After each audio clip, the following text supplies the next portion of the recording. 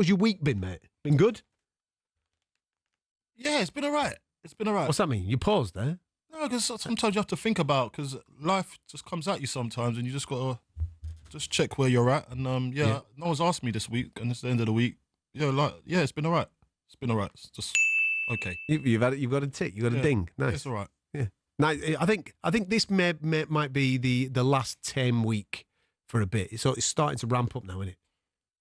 Yeah, It's starting to get a bit hectic. Now it's starting to get hectic. Now you got you got the squad that's just come out, the England squad. Yeah. So there's things to talk about on that. Internationals next weekend. Internationals next weekend. And I hope everyone gets what they want this weekend, so they can go into the international break with a smile on their face. With a smile on their face, and just there's too much tension right now. Yeah. Being a football fan. How was obviously I'm prying into your day job here, mate. How was the West Ham community this week? Look, it's we know where we're at.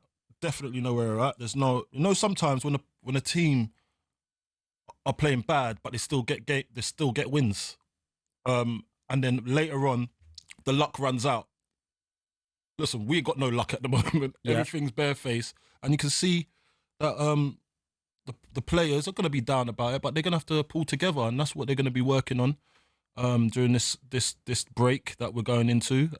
So get the game out of the way, make sure that we get a result there, and then we move on to but the camps obviously upset about what's happened to them and their team spirit, and they're gonna get better. You got a couple of lads in there this week, haven't you? You brought a couple. Yeah, there's a couple of lads, and as I said before, the board has to work on that, and they're delivering. So that's all that they can do, and now it's up to Graham and his team to make sure that they come good, the players that they brought in, and then get them settled in as soon as possible, so we can start churning out some results. Did you catch any of the matches this week in the cup?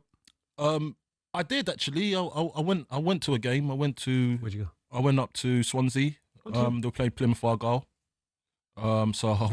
Mate, do you know what it is when you're driving to Swansea, right? So you're in the car, you're driving. I'm thinking, okay, 3 hours, it's all right. 3 and a bit. It's a trek. Yeah. So I get to Newport, and James Collins used to talk about Newport because he's from Newport. I said, I'm in Wales. I'm in Welshland now. This is the time. I'm here. So Swansea must be around the corner. Mate, there's another hour to get there. Mate, it's a country. Wales isn't just like a... Well, I didn't know. And you didn't know that Wales was a country? So when I was playing, I didn't make track of time. I just got there. I just got there, innit? Okay. So when you're actually driving there physically and you're thinking, okay, I've got there. I'm in Wales now. Mm-hmm. Where's you think it's around the corner? It's another 45 an hour to go. I'm like, oh my days. And I'm doing this drive alone, by the way. Oof. So, yeah. You got to be proper. You got to have some concentration to do what I done this week. Anyway. Good game? Good game. But look, at the end of the day, it's one of those ones where I had to watch a player, obviously, Caelan Casey. I thought he'd done a stellar job. Mm-hmm. First start for Swansea, and done really well. And he was really good partners with Burgess. So it was a good starting debut for him, so I was really happy with his performance. Got a bit of cramp, but that's come to expected at this point in the season when you're trying to get your fitness. Mm. But I've had a good week. Watched my sons play as well. It's been all right. Good. Did you catch the game on Monday between Liverpool and Newcastle? Did you see that game? I saw a little bit of it. I didn't see everything. I just saw the highlights. Really wild, man. Yeah, I heard about it. Wild game of football. Yeah. And it kind of sets up Sunday's game, even more intriguing than it would have been originally, because I think Arsenal have been really, really good at the start of this season. I think they've not really skipped a beat. I think everything's been okay for them so far. Yeah. Liverpool, even though they're winning, and this is the frightening thing, Liverpool are winning without actually playing overly well. So when they do get going, and when Wirtz does actually turn up, and a couple of lads do start to click up front, they could be absolutely frightening. You know what I like about what Salah said today? You see what Salah said? Salah said basically that Arsenal are the favourites to win the league. Nice.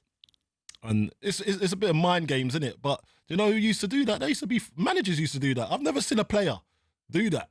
Well, I have probably seen it, but I haven't noticed it. But because it's a game of this magnitude, and I wish it was a little bit later on in the season. Why? I just feel like I just want to. just want it to shape out a little bit, and then you just see where everyone's at, and then see if it is a significant game. Do you know what I mean? Right now, it is a significant game, but not that significant because you can still redeem yourself. Well, I find it more exciting because I think once Liverpool are in their rhythm, they're going to be very, very difficult to knock out that rhythm. We saw that last season, didn't we? And they're not in that rhythm yet. We've seen. But they're still winning. This is what I mean, right? They're still winning. They're getting the job done, but without playing well. This is what I'm talking about with rhythm. When they get into that rhythm, they're going to be frightening. Yeah. So now that this game's taking place when Liverpool haven't hit that rhythm yet, I think it makes it a really intriguing game of football. I think we could be in for an absolute cracker on Sunday. I really do, mate. Yeah, because no one wants to give up any type of points so early on in the season because, you know... Yeah, but Liverpool at Anfield, they're going to be at it. They're going to be at it, right? It's highly likely that they'll score. There's a few injuries. There's a few injuries for Arsenal. Yeah, but debut for Eze. Yeah. He's going to want to shine. Yeah, that's true. That's true. And I see, I've read the reports that he's staying in the club's team hotel. And like obviously he's been living in South London, but he's not commuting because he wants to be fit and ready and know all the ins and outs and all the stuff that he needs to do an extra training. I heard he was out on the pitch for 2 hours trying to get the tactics right and all that. So the detail is going into him straight away so he can come in seamlessly into that team. There's no Saka, so we know that much. Is there an Odegaard? I don't know. Well, he went off, was it midweek or last weekend he went off? It might be mind games. You know, sometimes you say, he's not going to be fit, then he turns up on the day. But it's going to be good to see. The Arsenal fans are going to be roaring it up there as well. And they haven't won in 12 years up there, though. Did you know that? So it's going to be a hard. Is that how long it's been? Right. Yeah, I think it's 12 years. Someone correct me on it in the league anyway, in the Premier League. So it's going to be a hard game for them to win anyway. They're going to have to break that duck to try and win that game anyway. So it's going to be really, really intense game. But if there's any time to go up to Anfield, it'll be right now for them. So a little smash and grab. You know what I mean? Do you have them as favourites? I do. You know, I do. Look, Arsenal, they just seem to have cover everywhere. So you got Noni Madueke that they've got in. They've got the midfielder, Otamendi. They got other Otamendi. Otamendi. I always say so. I always get the Mendy bit. Yeah. Mr. Mendy. Mr. Mendy. Yeah. It's not that. It's Zubomendi. So they've got good players to come in. Odegaard's going to be a big miss if he isn't playing, but they've got other players to come in and do the job. So I feel it's their time right now because they've got the right players in the right holes. If you understand what I'm saying, yeah.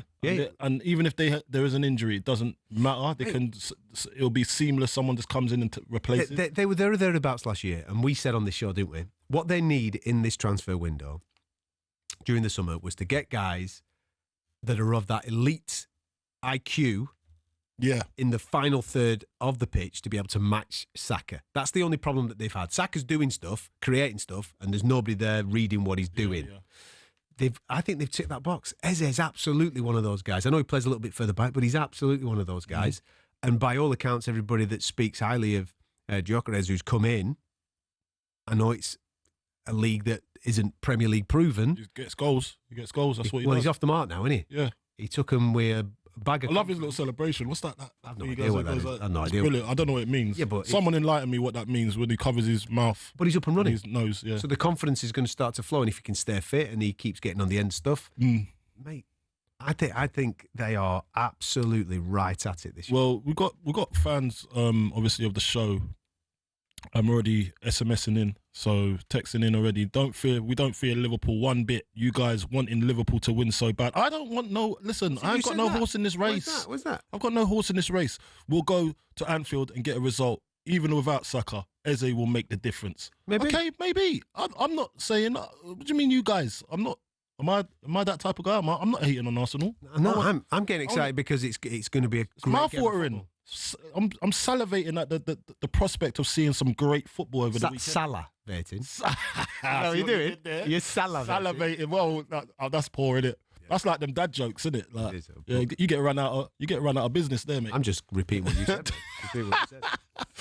Anyway, stick with us. We're going to be taking your calls next. 03717223344. It's Friday night. Let's have The Sports Bar with Jamie O'Hara and Jason Cundy.